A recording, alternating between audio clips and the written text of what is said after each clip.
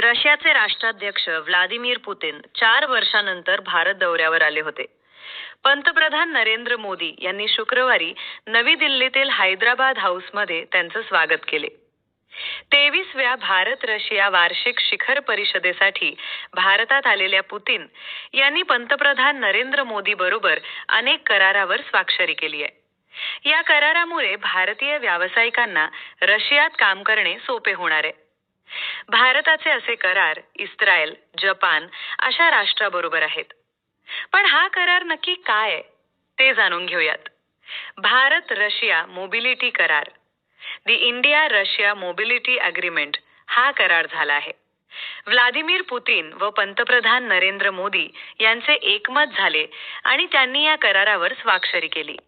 भारत आणि रशियामध्ये स्वाक्षरी झालेला सर्व करारांपैकी कामगार मोबिलिटीचा करार हा सर्वात चांगला आहे. त्यामुळे भारतीय व्यावसायिकांना रशियातील विविध क्षेत्रांमध्ये काम करण्यासाठी नवीन मार्ग मिळणार आहेत. त्यामध्ये बांधकाम, अभियांत्रिकी, वस्त्रोद्योग उत्पादन व इलेक्ट्रॉनिक्स यांसारख्या नोकऱ्यांचा समावेश आहे.